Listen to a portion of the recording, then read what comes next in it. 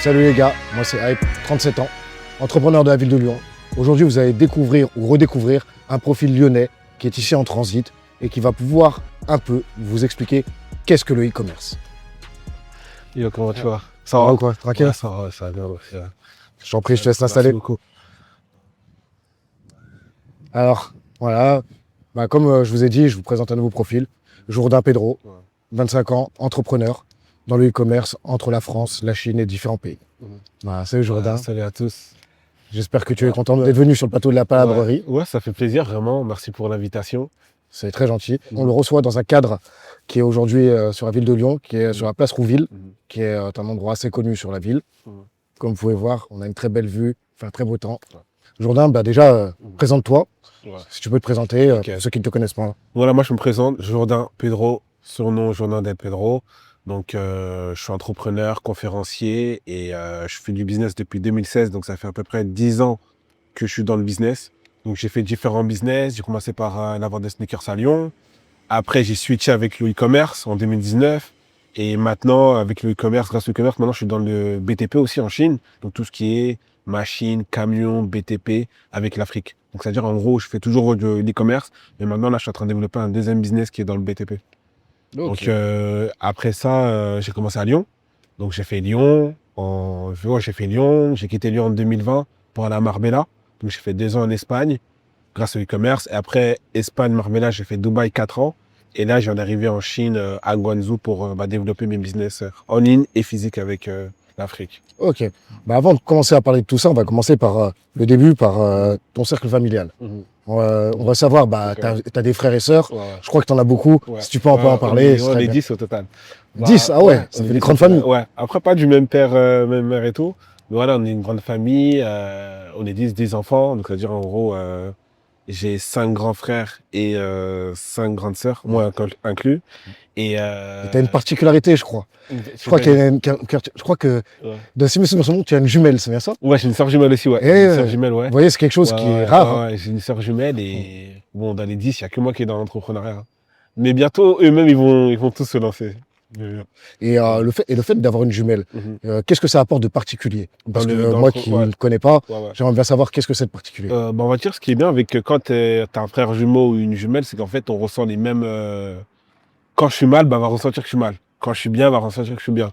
Donc on va dire on est très complices entre nous deux. Par exemple, quand j'ai un problème, elle peut régler ça. Comme elle a un problème, je peux régler ça. Donc on va dire on est en cohésion. Ouais, vous êtes fusionnaires. Ouais, en fait. on est fusionnaires quoi. Donc ouais, voilà, c'est juste ça. Hein. Parmi tes frères et sœurs, il y en a qui étaient plutôt proches et tout. Parce que je crois qu'il y a Orné, il y a Ornella, il y a Karen, il y a Sephora, Merid.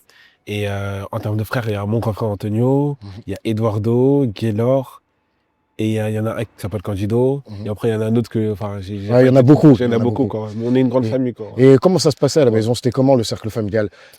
En termes de cercle familial, c'est-à-dire? C'est-à-dire, en fait, comment ça se passait, en fait, parce que ça fait quand même une très grosse fratrie. Comment ça se passait à la maison? C'était pas trop dur, c'était pas trop. Si, en termes de parents, etc. Avec les parents, avec les enfants. On va dire, mes parents, déjà, j'ai Dieu merci. Je pense qu'ils vont regarder cette vidéo. Dieu merci, j'ai des parents qui sont toujours ensemble. Et ça, je trouve que ça joue énormément dans le caractère des enfants, tu vois. Il y a beaucoup de parents aujourd'hui qui sont divorcés, ou soit le papa il est parti, malheureusement, ou soit la maman. Il y a des mamans aussi qui abandonnent leur enfant. Et moi, je trouve que ce qui est bien, c'est que on a eu la chance d'avoir des parents qui sont toujours ensemble et qui nous ont éduqués. Après, ils nous ont pas forcément éduqués dans les meilleures choses, dans les meilleures conditions. Mais il faut savoir que moi, à l'époque, mon père avait beaucoup d'argent. Et ça, il y a pas grand monde qui le sait. C'est qu'en fait, mes parents, quand ils sont arrivés en France en 1990, 1989, c'est que, bref, ils se sont débrouillés. Mon père, il a trouvé un travail, il était chauffeur routier. Et en fait, mon père, quand on arrive à Lyon, on avait 2 maisons. Donc là, c'était même pas corné, quoi. Ouais. Donc mon père, il avait beaucoup d'argent. Il avait acheté 2 maisons, un Saint-Fond, où mes grandes sœurs... Une partie de la famille vivait. Voilà. Vous viviez 2 familles séparées. Ouais, c'est ça. Après, on a déménagé, on a acheté une deuxième maison en 2002. J'étais né là, c'était vers Saint-Fond quand même, dans un autre quartier. Et en vrai, ce qui s'est passé, c'est que mon père, il a tout perdu. Ça, c'était en 2004. Oh non, 2005, excuse-moi. Il a tout perdu.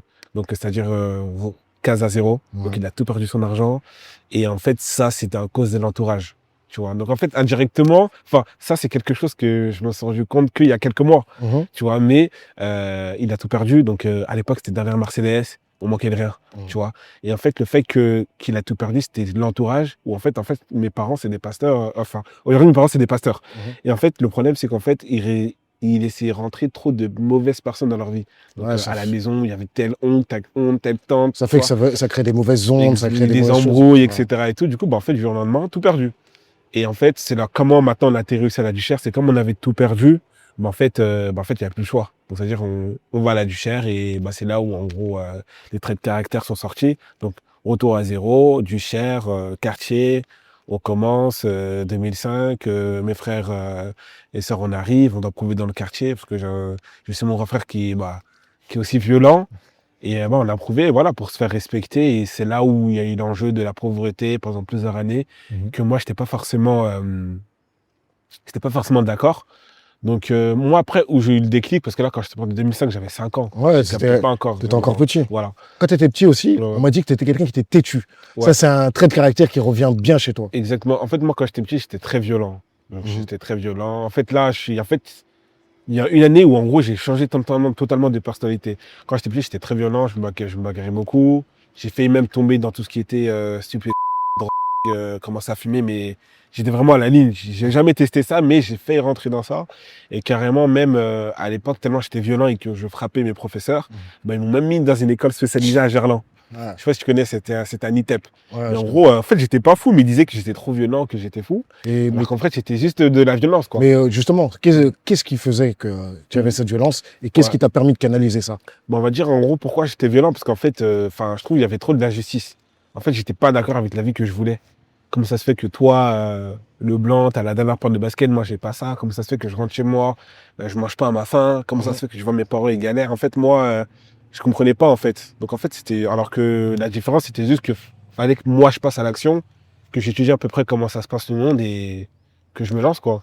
Aussi, il y a eu aussi, tu as eu un petit accident aussi quand tu étais petit. Exactement. Par rapport à ce qu'on m'a dit, tu as perdu une partie de la langue ou quelque chose. Ouais, exactement. Comment ça s'est passé? Est-ce que tu peux nous en dire plus ouais. Ah, ça, c'est un accident. C'est en 2007. Donc, en gros, je me suis fait renverser par un véhicule. Et ouais, en gros, c'était en 2007 et tout. Et bah, en gros, j'étais agité. Je sors du bus et je me suis fait renverser par un véhicule. Dieu merci, j'ai rien eu. Donc, j'ai eu la langue coupée, j'ai eu une fracture à la jambe. Et voilà, hein, ouais, c'était un accident. Hein. Et est-ce qu'aujourd'hui encore, ça a eu des incidents sur ta vie, le fait d'avoir cette Non, partie pas du tout. Non, pas du tout. Pas du tout. Ça m'a rien fait, on va dire, psychologiquement. En fait, j'ai pas été en mode victime, mais en mode, justement, je suis là pour prouver qu'aujourd'hui, tu peux avoir des accidents, des maladies. En fait, il faut toujours se relever quand t'as pas d'excuses. Faut toujours croire en soi. Faut toujours croire en soi. Exactement. Là, on va revenir un peu sur ce que tu as commencé. Bah, tu as commencé avec Shop Ted Eggs. C'est comme ça d'ailleurs qu'on est amené à se connaître. Et est-ce que tu peux expliquer qu'est-ce que c'était que Shop Ted Eggs, comment tu as débuté et d'où vient ce nom justement? Bon, on va dire en fait comment j'ai commencé Shop Ted Eggs, c'était en fait moi on va dire en fait j'avais un grand cousin à moi qui avait un contact avec une personne qui était en Chine. Moi j'étais en 2016, j'avais 16 ans. Et ce qui s'est passé c'est que je voyais qu'en fait il ramenait des cartons à la maison. Tu vois, chez moi, je voyais qu'il ramenait des cartons et tout, ouais, pour vendre ça à mes frères, mes cousins, tu vois. Et moi, en fait, une personne, j'étais très curieux et j'ai demandé comment il faisait ça. Et en fait, il faut savoir que tu ne deviens pas entrepreneur du jour au lendemain. C'est qu'au début, au début, on dirait que tu es obligé de travailler pour quelqu'un. Et c'est là que tu vas comprendre qu'en fait, pourquoi je suis pas le chef. Et en fait, comment j'ai commencé, c'est que j'ai pas dit que je vais entreprendre, non. J'ai commencé à lui dire, est-ce que je peux travailler pour toi? Donc, c'est-à-dire que moi, par exemple, lui, il me vendait les paires à 70 €. Moi, je les vendais à 80 €. Et moi, je prenais 10 € de bénéfice. Et lui, bah, en fait, lui, c'était bénéf, quoi. Donc, ce qui s'est passé, c'est qu'il se passait ça. Et moi, je partais dans mon collège et je vendais à tous les gens de mon quartier, de mon collège. Et un jour, comme je suis têtu, j'ai réfléchi, mais pourquoi c'est pas moi le boss? Du coup, je suis parti voir mon cousin, je lui ai dit, mais c'est pas mieux que nous deux, on monte une affaire ensemble. Toi, tu fais une gamme paire orange, moi, je fais une gamme côté gris. Et en mode, bah, tout le monde est gagnant, qu'on pourra proposer beaucoup plus de choix à nos clients. Et bah, il a accepté. Et du coup, c'est là où ça a commencé, mon vrai parcours, où a commencé, où, en fait, finalement, c'est que on a commandé, j'ai tout vendu, donc le téléphone. Je sais pas si tu as vu mes dessins animés que je suis en train de faire. Aussi, Ouais. ouais. Ouais, Téléphone, ouais. Journal a commencé une web série qui raconte un peu aussi son parcours, que vous pourrez aller voir directement sur son Instagram très bientôt, Ouais, ouais. qu'on vous mettra les liens en fin de vidéo. Ouais. En fait, depuis que je suis tout petit, dès que j'ai une opportunité ou dès que j'ai une opportunité, je fonce. En fait, je suis un fonceur. Je peux me casser la gueule, mais je vais foncer. Et quand je vais me casser la gueule, c'est là où je vais me réparer et continuer ma route, tu vois. J'ai pas peur de passer à l'action. Justement, Ouais. dans Chez Ptadex, moi, je sais qu'il y a eu quelques petits Mhm. travers. Est-ce que tu peux nous en expliquer un peu plus sur les choses qui sont, les choses qui ont marché, comme les choses qui n'ont pas Bien marché? sûr que oui, je vais tout expliquer. Quand j'ai lancé Shoptadex en 2016, parce que ça a pris un surnom à partir de 2018. Mais en vrai, j'ai lancé ça en début 2017 plutôt. Ouais. Parce que quand je me suis lancé, c'était fin 2016. Je me rappelle comme si c'était hier. Et en fait, quand j'ai lancé ça, c'est qu'en fait, mon cousin m'a trahi. C'est-à-dire que quand on a commandé les paires, ça a été bloqué à la douane. Mais le carton de mon cousin est passé. Mon grand cousin, c'est pas un cousin qui avait mon âge. C'était une personne responsable, qui avait un salaire, qui touchait le chômage. Et moi, j'avais rien à cette époque-là. J'avais 16 ans et j'avais que 300 euros. Du coup, en fait, là, les cartons, ils arrivent, son carton arrive. Et moi, comme j'étais un peu naïf, j'ai vendu toutes ces paires. Tu vois, je dis, vas-y, on est associés. C'est ça, les films d'être associés. C'est ça, tu gagnes, je gagne, tu perds, je perds. On perd, exactement. Mais du coup, ce qui s'est passé, c'est que la douane a bloqué mon colis. Moi, je l'ai aidé à vendre toutes ces paires. Et moi, en fait, dans ma tête, je me dis, bon, on a perdu. Avec l'argent qu'on a gagné, on va être en break-even. Vous savez, break-even, c'est seuil de rentabilité. En gros, on n'a ni perdu ni gagné. Et avec celle-là, on va se relancer on reprend encore de gamme et on relance. Mais en fait, non. Et, il n'a pas réfléchi comme ça, lui. Ouais, pas du tout. Et en fait, justement, c'est là où je me suis un peu, comment on dit, transformé. Et en fait, c'était la meilleure chose qui puisse m'arriver dans ma vie. Pourquoi? Parce qu'en fait, c'est à partir de là où, en gros, j'ai vu ce que c'était la vie. Et que c'est même comme je parle, on ne dirait pas que j'ai 25 ans. Déjà, je pense que j'ai 30 ans. Et en fait, cette trahison-là, c'est là où j'ai vu qu'en fait, il fallait compter sur personne. Et il a fait quoi exactement comme trahison? Parce que là, trahison, tu tournes un peu, mais tu ne me dis pas réellement. Si, je dis, la trahison, c'est quoi? C'est que c'est comme si toi, on associait nous deux. Moi, j'ai ma gamme, tu as ta gamme. Mon colis bloque. Sachant que je suis ton petit cousin. Genre, j'ai 16 ans. T'as à peu près 30 ans. Je suis un gamin, tu vois. Et moi, je vends toutes tes paires. Je vends toute ta gamme. Je te ramène à peu près un chiffre d'affaires de 700, 800 euros. Tu me laisses dans la merde comme ça. Mais c'est pas comme si en fait, la dinguerie, c'est pas comme si tu me dis, vas-y, démerde-toi. C'est chacun pour soi. Tu me le fais comprendre par ton comportement. Pas par ta bouche. C'est une dinguerie. Ah ouais, c'est encore pire. C'est encore pire. Parce que comme on dit, les mots, ça blesse, mais les actes, c'est encore pire. Tu vois, c'est pas comme si tu dis, vas-y, décale. Tu vois, on peut aller à la rigolade. Ils ont pris ton colis. Vas-y, relève-toi et avance. C'est tu me fais comprendre en mode, mon frère, démerde-toi. Et c'est ça qui est encore plus mal, tu vois. Donc moi, j'ai pris 6 mois pour vraiment réaliser, parce que j'étais encore un enfant. Ma mère aussi, elle m'a beaucoup aidé. Donc c'est pour ça aussi l'histoire de la voiture que je vais faire à ma mère. C'est toute une histoire, tu vois. Comme je disais, donc en fait, dans tout ce qui s'est passé dans mon histoire, ma mère m'a aidé. Donc j'avais plus de téléphone. Ma mère m'a passé son téléphone pour que je commence à recommander mes premières commandes. Mon père m'a aidé aussi. Parce que tu as dû carrément vendre tes affaires, en fait, pour y arriver. Voilà. Après, j'ai tout perdu. Et en fait, dans ma chambre, il me restait une dernière paire de Jordan. Une Jordan 11, tu vois. C'était une Jordan 11 toute black. Et cette paire, je savais que tout le monde venait me l'acheter. Mais moi, je ne voulais pas la vendre. Et ce que j'ai fait, c'est que j'avais un pote à moi qui s'appelait Angie, qui lui me l'a acheté. Il me l'a acheté pour 100 euros. Et en fait, avec ces 100 euros-là, ça m'a permis de me relancer. Là, on est en milieu 2017. Ça m'a permis de me relancer. Et avec ces 100 euros-là, j'ai investi encore dans 3-4 paires. Pour après, ils sont venus les paires. Donc, entre-temps, j'ai cherché mes propres fournisseurs. Donc, j'avais déjà mes fournisseurs tout pour l'action. Il me manquait juste l'argent. Et c'est pour ça que j'ai vendu cette paire. Et quand j'ai vendu cette paire de sneakers, j'avais 100 euros et là, je commençais à me relancer. Donc, je commençais par 3 paires, ça arrive, je revends. Ça arrive, je revends. J'achète, je réinvestis, j'achète, je réinvestis. Et c'est là où, en gros, que je commençais à augmenter ma clientèle. Après, pour faire bref, pour parler de la mentalité lyonnaise, moi, au début, quand je me suis lancé dans ce business-là, j'avais honte de m'afficher. Et par hasard, parce que moi, je vendais sur le Bon Coin et Vinted. Et un jour, je suis tombé sur un client sur le Bon Coin que je connaissais, c'était un ami à moi, qui s'appelait Amédée. Tu vois. Donc, Amédée, on est à la Gare de Vin, je lui ramène la paire. Et il me dit, oh Jourdain, c'est toi qui vends? Je dis, oui, c'est moi, j'avais un peu honte. Il me dit, mais non, toute ta paire, c'est une bonne qualité et tout, c'est de la bonne qualité, lance-toi, nous, on va partager.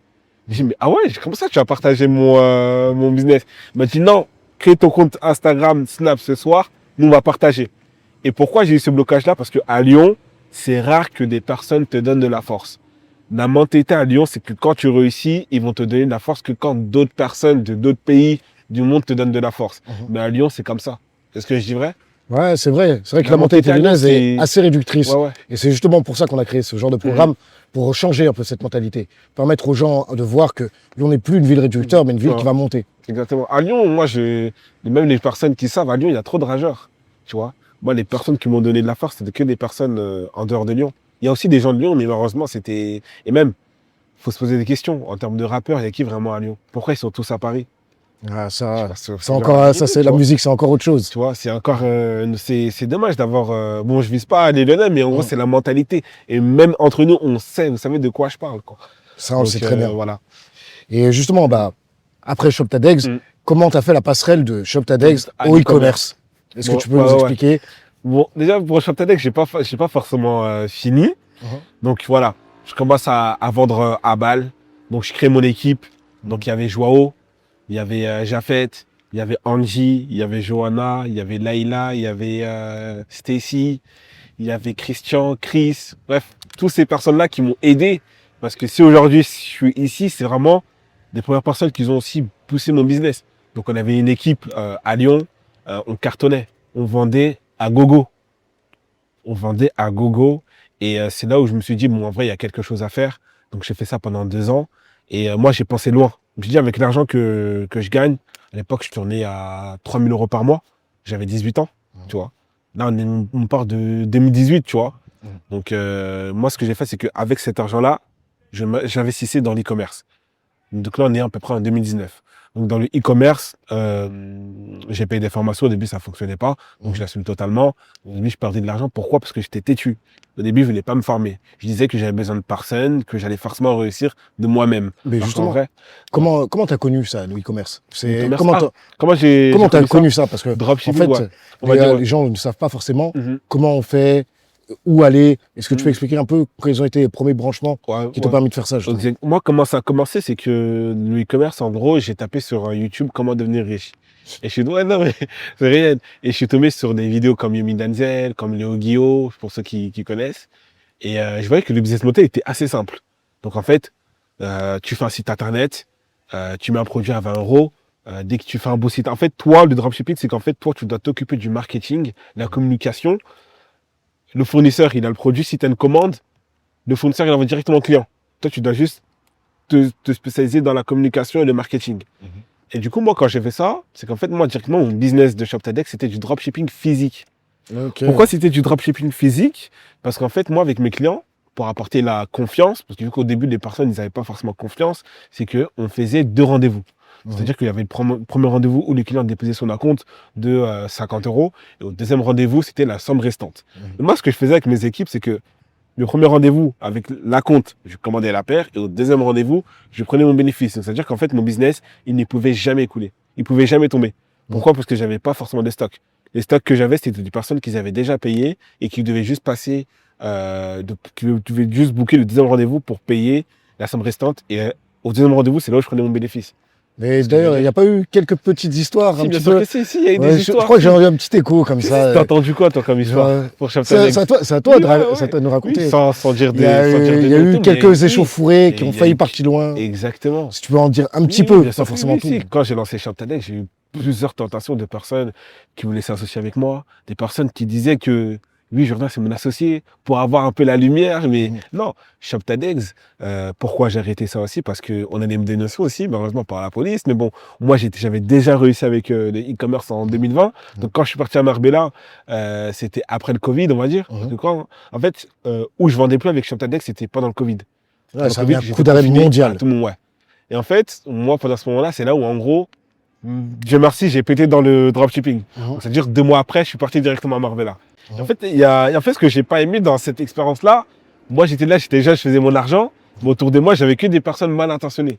Jusqu'à aujourd'hui. En fait, dans chaque business que je fais, tu auras toujours des personnes qui vont être mal intentionnés avec toi. C'est pour ça que, comme on disait tout à l'heure, il faut être bien entouré. Il faut avoir des gens bienveillants, des gens avec qui tu sais que tu peux avancer, pas des gens seulement qui sont là par intérêt. Exactement. Mais malheureusement, dans tout type de business, même ce qui va m'arriver après, c'est dans le jeu, ça fait partie du jeu. En fait, il faut juste pas être naïf et être prêt mentalement, quoi.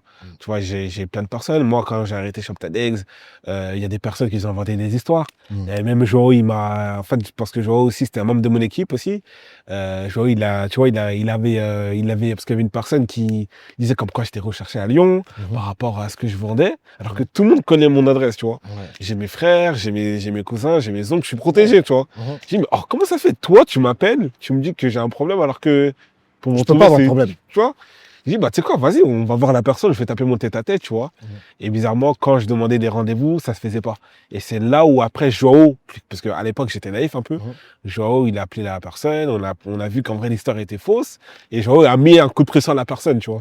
Et du coup, après, bizarrement, il y a eu plus de retour, il y a eu plus d'histoire.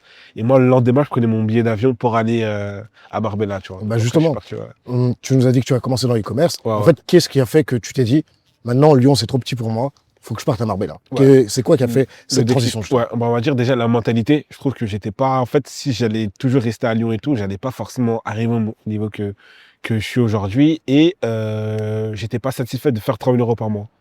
Donc, attention, parce que 3 000 € par mois, c'est quand même une très belle somme. Aujourd'hui, c'est un très bon salaire, 3 000 € par mois. C'est un très bon salaire, oui. Mais j'étais pas satisfait. En fait, moi, je pense toujours loin. Je vais t'expliquer aussi ce que je suis en train de faire en Chine. Je dénigre pas que 3 000 € c'est nul, mais voilà. Je trouve que voilà, j'étais pas forcément satisfait.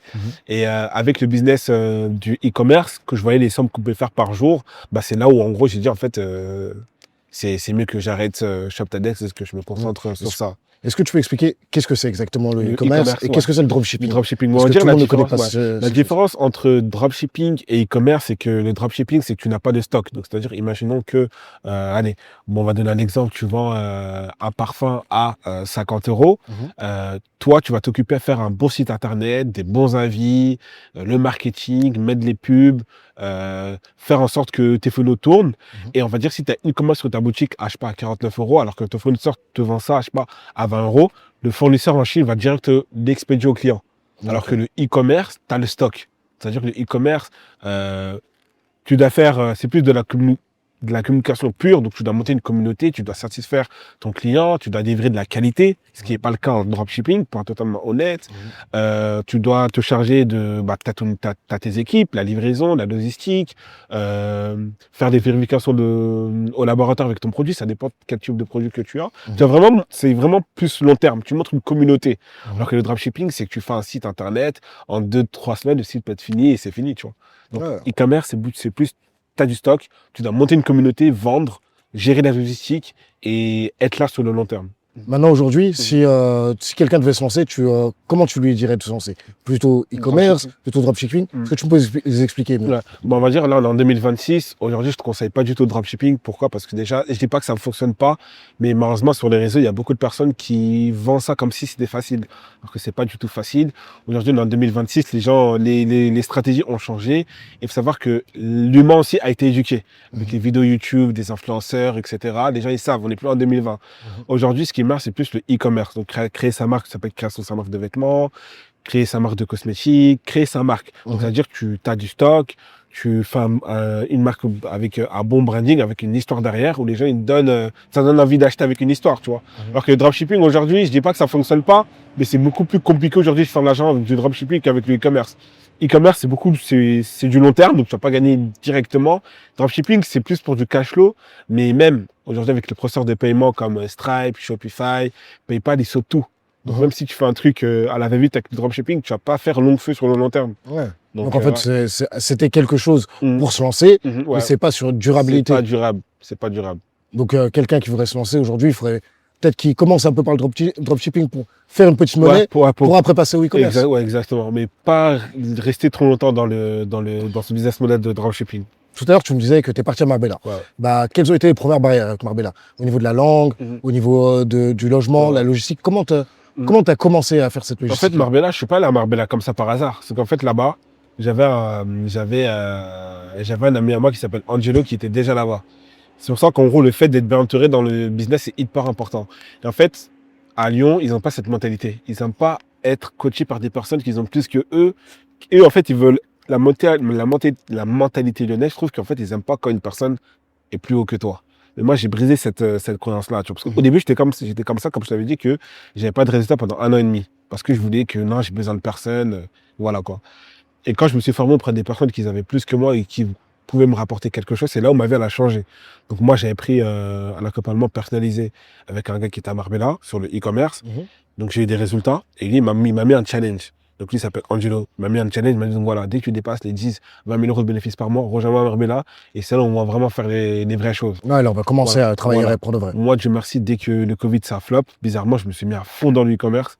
Ça a pété et j'ai pris mes premiers sous. Je suis parti à Marbella. Ça, c'était vers juillet 2020. Donc après, je suis parti à Marbella, j'ai tout perdu parce que j'ai tout claqué. Donc j'ai tout perdu. Donc j'avais 20 000 euros de côté à peu près, par là. J'ai tout dépensé. Je suis revenu à Lyon. Je suis retombé à zéro. Et là, à ce moment, j'avais déjà arrêté Champion X. Donc là, je suis parti en intérim. Je sais pas si tu as déjà vu des événements d'intérim. Non, j'ai pas vu ça. Je suis reparti à l'intérim. Donc j'ai travaillé à peu près 3 mois. Donc je touchais 1 500 par mois. Donc je mettais de côté. À ce moment-là, je pouvais pas reprendre Champion X parce que j'avais déjà tout supprimé. Ouais, c'est vrai. L'impression de dénonciation, etc. Donc moi, je voulais éviter les problèmes. Je t'en pas. Donc faut toujours éviter. Je préfère éviter. Donc, je travaillais à l'intérim, je mettais de côté de l'argent de côté. Et en fait, avec l'argent de côté, c'était vraiment pour me lancer en e-commerce et vraiment cartonner et partir pour de bon à Marbella. Okay. Du coup, ce que j'ai fait, c'est qu'avec le gars que je t'avais dit, Angelo, je suis retourné à Lyon, j'ai économisé pendant 2-3 mois. J'étais en intérim parce que moi, dans ma vie, j'ai jamais travaillé. J'ai travaillé que 2-3 mois dans ma vie. J'ai jamais travaillé de ma vie. Du coup, avec ces sous-là, j'ai mis de côté. Et là, on va dire, j'avais lancé à l'époque 2020, je vendais des AirPods. Tu vois. Donc, j'ai fait de promotion avec un influenceur, un boxeur, qui s'appelle Tommy, d'Angleterre. Et on va dire, j'ai lancé une boutique avec le gars Angelo. On a lancé une boutique et tout. J'ai mis l'argent de ce qui me restait. Et là, en 24 heures, j'ai fait à peu près 42 000 euros. Oh. Chiffre d'affaires. Ah, moi, ici, on parle chiffres. On n'a pas peur de dire les chiffres. C'était en 2020. J'ai fait 42 000 euros en 24 heures. Waouh, c'est ce que j'ai fait. C'est quand même impressionnant. Ouais. Après, j'ai oublié de parler d'une partie où j'ai menti à mes parents pour mes études. Donc, mes parents ils pensaient que je faisais un BTS en ligne. Donc, j'ai eu mon bac et tout. Mais j'ai menti à mes parents. En gros, je disais que oui, je fais un truc en ligne, alors qu'en vrai, je faisais du dropshipping, e-commerce en ligne. Du coup, ce qui se passe, c'est que je fais 42 000 euros en 24 heures. Encore une fois, c'était en dropshipping. Mais je ne le fais plus, c'est ça aujourd'hui. Mais justement, comment tu as fait pour te dire qu'il fallait que tu mises sur cette personne et comment tu as fait pour trouver justement ces premières personnes? On va dire que c'était sur Internet. Je tapais e-commerce, dropshipping, je suis tombé sur ce coach-là, mon mentor. Et en gros, j'ai dit, vas-y, pourquoi pas me lancer avec lui? Et en fait, lui, pourquoi j'ai choisi lui? Parce qu'il m'a pro avec du bien matériel. Okay. Le gars, il avait là, je te parle, ça à l'époque, c'était en 2019 à peu près. Le gars, il avait 17 ans, il roulait en C63S. Ouais, tu vois. Ah, donc c'est pour ça que tu es parti plus sur Marbella, parce que après, il y a d'autres villes, il y a Paris, il y a Londres, tout ça, l'Italie. Je crois que c'est vraiment c'est cette vision-là qui t'a fait donné envie de partir à Marbella. Non, lui, c'est un gars à suivre. Et comme je t'ai dit que je suis parti aussi à Londres avant. Ah, ça, tu nous as pas dit. Je suis parti à Londres avant, parce que moi, de base, je voulais partir à Londres, de base. Là, on est en 2020. Je voulais partir à Londres, et lui, il était à Londres. Et moi, ce que j'ai fait pour voir si c'était réel, s'il avait vraiment de l'argent, je suis parti de pista à Londres. Ce que j'ai fait, c'est quoi? C'est qu'en gros, j'ai vu, il était dans un hôtel à Londres. J'ai pris un bus Lyon-Londres pour voir si c'était réel. Et je vois le gars, il arrive et tout. Je vois qu'il est là. En vrai, je vois qu'il vit vraiment la vie qu'il dit. Ouais, il vit son train de vie. Voilà, comme exact. C'est comme si toi, tu es là, je suis à Dubaï. Tu veux vraiment voir si mes voitures, c'est réel. Voilà. Tu vois qu'en vrai, c'est vraiment réel. Tu dis non, en vrai, c'est lui qu'il faut suivre. Du coup, c'est ce que j'ai fait. Et en gros, je suis parti voir à Londres une première fois. Et c'est là où il m'a dit, bon, fais tes preuves. Dès que tu es chaud, tu me suis à Marbella. Donc c'est là après où j'ai fait mes preuves avec les 42 000 euros que j'ai fait en 24 heures. Et dès que j'ai fait là, c'est là où je fugue chez moi. C'est-à-dire que je mets à mes parents. Je leur dis, donc voilà, là on est en 2020. Et je reçois l'argent dans mes comptes avec Stripe, je reçois tous les fonds. Je prends un billet d'avion, Marbella, aller simple. Je fais mes valises, etc. Et je vais au revoir à mes parents. Je leur dis que je vais à Marbella pour 2 semaines et qu'après j'allais revenir à Lyon. Alors qu'en vrai, j'allais pas revenir. Parce que si j'allais leur dire la vérité, ils n'allaient pas me laisser partir. Donc, je prends mon billet d'avion, Lyon, Malaga. Et là, j'arrive, une nouvelle aventure, valise. Et c'est là où, en gros, ma vie, elle a commencé ou quand j'ai quitté Lyon. C'est pour ça que même des personnes qui regardent cette vidéo hors de la France ou hors de Lyon, c'est que votre vie, elle va vraiment commencer quand vous allez quitter votre ville natale. Les gens, ils pensent qu'en restant dans leur ville, vous allez avancer, vous n'allez pas avancer. Il faut quitter sa ville, tu vois. Ouais, nul n'est prophète là où il est né. Exactement. Et du coup, quand j'ai quitté ma ville, je suis parti à Marbella, où c'est là où, en gros, mon mindset a changé. Où, en gros, j'avais 20 ans, j'ai payé déjà mes premiers loyers, j'ai acheté mes premières voitures. Et voilà, c'est là où j'ai... Et justement, en fait, tu me dis, tu es parti justement en Espagne, mais au niveau de la langue, comment ça a été? C'était quoi les premières barrières et comment tu as fait justement pour les abattre? Bon, on va dire, moi déjà, je parle pas espagnol. Donc en fait, moi déjà, comme je te dis, j'avais déjà ma vision. Moi, mon objectif final, c'était Dubaï. Je savais que je voulais finir à Dubaï. Quand j'étais à Marbella, je voulais pas forcément rester là-bas. Je savais que j'allais rester 2 ans et après partir à Dubaï. C'est une étape dans ta vie. Voilà, exactement. Du coup, en fait, à Marbella, j'apprenais pas l'espagnol, j'apprenais l'anglais. Donc, j'apprenais l'anglais, les mots du quotidien, etc. Tout ça. Et ce que j'ai fait, c'est que je suis resté 2 ans à Marbella. Je me suis basé sur les réseaux, j'ai créé ma communauté, je faisais mes marques en e-commerce. Et après, 2 ans après, je suis parti à Dubaï. Et justement, c'est quoi le chiffre qui t'a dit, ça y est, l'Espagne c'est trop petit pour moi, faut que je parte. Est-ce que c'est un chiffre ou c'est une action? C'est une action, c'est-à-dire qu'en fait, je suis une personne, je suis jamais satisfait. Ouais. J'ai fait 2 ans à Marbella, j'ai fait la fête, vraiment les belles filles, bref, t'as vécu la vie. Ouais, en fait, chicoté la vie. Ouais. Hein. Ah là là. C'est ça, non, là, on a chicoté la vie. J'ai profité. En fait, tu vois, à Marbella, pourquoi on va dire? Parce qu'en fait, j'ai eu plusieurs apps. J'ai fait Marbella, j'ai fait Dubaï, là, je suis en Chine. Tout le monde dit que Jourdain, ton prime, c'était Marbella. Parce que à Marbella, c'est là où j'ai goûté à l'argent. Ouais. Les belles femmes, les soirées, les voitures. Tu vois, c'est là où j'ai vraiment vu le luxe. Ouais, t'as vu ce que tu faisais était rentable. Exactement. Et a pu commencer à faire. Le luxe, etc. et tout. Et en mode, j'ai goûté à tout. J'ai acheté 2 voitures là-bas. Tu vois, mais j'étais pas satisfait. Je dis, bon, j'aurais pu très bien me dire, bon, vas-y, je reste à Marbella et tout, je suis bien. Non. Je dis, non, en fait, ici, c'est pas ici. D'ailleurs, pourquoi Dubaï et pourquoi Marbella? Pourquoi la transition entre les deux? On va dire à Marbella, j'ai fait 2 ans là-bas. Et enfin, je sais pas que j'ai fini le jeu, mais en mode, j'étais saturé. Et je voyais en fait toutes les personnes, je voyais tout le monde était à Dubaï, tu vois. Et je me suis dit, bon, en fait, pour vraiment me dépasser, il faut que je parte à Dubaï. Toutes les personnes qui ont un business en ligne, leur destination, c'est soit Miami, soit Dubaï, ou soit, c'est que Miami, Dubaï ou Marrakech, tu vois. Moi, j'ai dit, non, il faut que je parte à Dubaï. Il faut que je goûte la vie de Dubaï, tu vois. Et je suis parti là-bas aussi pour ma crédibilité, pour augmenter ma crédibilité. Je trouve que Marbella, ça restait basique, mais Dubaï, ça montre que aussi tu fais de l'argent dans le business, quoi, tu vois. Et quelles sont les différences entre l'Europe et Dubaï? L'acclimatation, la vie, parce que Dubaï est un pays qui est musulman, qui est une ville musulmane. Quelles sont les différences? C'est quoi qui a été le plus frappant pour toi? Bon, on va dire pour moi, on va dire c'est côté religion. Donc vraiment, on va dire c'est un pays musulman. Et on va dire à Dubaï, les choses vont très vite là-bas aussi. En fait, là-bas, tout tourne autour de l'argent. C'est pas comme à Marbella où en gros, c'est 2 moods différents. Là-bas, c'est vraiment business, argent, tu vois. Les gens parlent vraiment pour le côté business et voilà quoi. Donc, c'est plus pour ça que j'ai changé. En gros, j'étais à la source du business digital et plus pour les contacts. Parce que tu peux très bien me dire pourquoi tu n'as pas fait Marbella Chine. Ça aurait pu être quelque chose, une ligne que tu aurais pu choisir. Mais non, mais en fait, j'ai bien fait d'être à Dubaï parce qu'on va dire là-bas, c'était bien pour le côté réseau, business, humain. Tu parles avec les gens, business en ligne. Il y en a, il fait un business de garage, l'autre business en ligne, l'autre business, tu vois, différents business. Et tous regroupés entre que Français à Dubaï. Et quand tu es arrivé à Dubaï, est-ce qu'il y a des gens que tu connaissais déjà?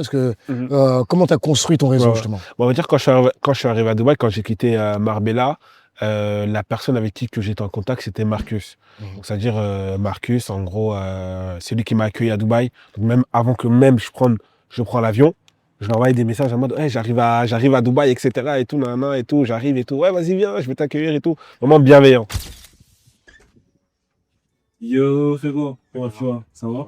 T'as dit quoi? Ça va, on est bien, hein. On verra. Bienvenue chez moi. Merci, c'est pour laquelle? La mère, pendant le Q4. Quel conseil que tu pourrais lui donner, vous? Moi, le conseil que je pourrais lui donner, c'est... Donc, je suis arrivé à Dubaï, il m'a accueilli, et même la première fois que je suis monté dans un yacht, c'était avec lui. Donc, voilà, en tout cas, en reconnaissant, j'arrive pas à être ingrat, tu vois. Donc, voilà. Il m'a accueilli à Dubaï, et après, à Dubaï, vraiment, c'est là où je me suis fait seul. Donc à Dubaï, on va dire, c'était très dur. Il y avait vraiment une partie où j'étais vraiment solo, Bah, solitaire. qu'est-ce qui, Donc, qu'est-ce qui est dur, justement? on va dire à Dubaï, on va dire, c'est chacun, on va dire chacun sa team, tu vois. Donc à Dubaï, on va dire, j'étais vraiment tout seul. Mais en gros, le fait d'être tout seul, ça m'a permis de aussi être concentré sur mes business, sur mes marques, sur créer ma communauté, mes accompagnements. Et on va dire, en fait, à Dubaï, c'est qu'il y a aussi un côté malveillant. Les gens ne parlent vraiment que pour ton statut et pour la personne, on va dire, pour ce que tu représentes dans le milieu. Ouais, Tu ce que vois. tu montres sur les réseaux. Exactement, c'est tu vois, il y a pas le côté humain. Ouais, il y a Après le côté Marbella, juste ouais, vitrine. voilà, vitrine, tu vois. Donc voilà, c'est ça. Et c'est là où même après, j'ai commencé moi-même à créer ma team, où j'ai formé mes élèves, où en gros, les personnes qui prenaient mes accompagnements, bah, enfin, au final, bah, j'ai formé ma propre team, où mes élèves sont même se sont expatriés à Dubaï. Bon, là, c'est vers les 2022-2023. Et là, j'ai commencé avec ma propre team. Mais à Dubaï, au début, c'était compliqué. Et c'est là où, en gros, j'ai fait ma propre base, quoi. Et quand tu nous dis que tu as des élèves, que Mhm, tu expliques des coachings, est-ce que tu peux nous en parler un peu plus? Ouais. Parce que là, aujourd'hui, tu me dis, je fais des coachings et tout. Ouais, tu Mais fais- ouais. en quoi ça consiste, un En coaching? gros, à l'époque, je faisais plus des accompagnements dropshipping que je fais plus aujourd'hui, parce que on va dire le côté ce que je vois sur les réseaux et la réalité, je trouve qu'il y avait une grande différence. Du coup, je fais plus trop d'accompagnement en dropshipping, mais ça, c'est ce que je faisais avant. Maintenant, je fais plus des accompagnements de projets en Chine et tout, que je vais t'en parler plus tard. Mais on va dire, oui, je fais des accompagnements. Tu peux voir sur ma chaîne YouTube, j'ai fait péter plus de 15 personnes. Même des gens de Lyon, tu vois, comme par exemple, il y a qui Melo aussi, que j'ai lancé aussi dans le dropshipping aussi. Ok. Donc, ouais, il y a plusieurs personnes, même des gens de Lyon aussi, qui ont pris mes accompagnements et qui ont eu des résultats. Après, je sais pas que toutes les personnes qui ont pris mon accompagnement ont réussi, non. Après, ça dépend une grande partie de eux. Mais aujourd'hui, j'ai une preuve sociale que j'ai fait chiffrer au moins une quinzaine de personnes. Et sur Dubaï, Ouais, sur il y a, Dubaï, il y a- il y a quel moment qui t'a marqué ou qui t'a choqué ou que tu as eu en bien comme en mauvais? C'est quoi les choses qui ont été impactantes pour toi sur Dubaï? Sur Dubaï, le côté négatif, c'est que en fait, c'était plus le côté, si t'as, déjà, ils vont venir te parler si t'as pas. En fait, si t'as pas, ça peut être vite frustrant. Et même la ville. Ce que j'aime pas dans cette ville, c'est qu'en fait, c'est vicieux un peu. Les femmes, elles sont refaites. En fait, à Dubaï, tu peux pas trouver l'amour. C'est compliqué. Les femmes qui vont se rapprocher vers toi, c'est que uniquement pour ton argent. Alors que ça, c'était pas le cas à Marbella, tu vois. Une fille peut vraiment se rapprocher vers toi parce que t'es mignon et que voilà. Mais à Dubaï, c'est de l'argent, tu vois, c'est que autour de l'argent. Ouais, c'est la culture de l'argent. C'est culture de l'argent, tu vois. Genre, pour dater une meuf, c'est quoi? Elle va te dire, ouais, on va faire des magasins. Tu vois, c'est une dinguerie, tu vois. Ouais. Et c'est un peu ça qui m'a un peu dégoûté et que aussi je suis parti de là-bas parce que ça m'a un peu, c'est pas dans mes valeurs. Donc, aussi, j'ai fait des conférences aussi. On n'en a pas trop en parlé. Ouais, justement, J'ai fait 6 conférences au total. J'en ai fait à Lyon, j'en ai fait à Paris, j'en ai fait à Dubaï, j'en ai fait aussi en Chine. Et voilà, quoi. Et quel est, par exemple, businessment parlant, Ouais, ouais. c'est quoi l'étape qui t'a dit que Dubaï, ça commence à devenir trop petit pour moi? C'est le côté où je commençais un peu à être saturé. C'était après mon événement que j'avais fait à Dubaï, c'était en novembre 2025. C'est qu'en fait, il y a une personne qui était invitée, qui était mon invité et qui m'a choqué. C'est-à-dire, en gros, j'ai vu que la personne venait de Chine, qui s'est déplacée à ma conférence. Et cette personne, j'ai dit, oh, t'habites en Chine? Il me dit, oui, et tout, C'était Walid. Donc, si tu regardes cette vidéo.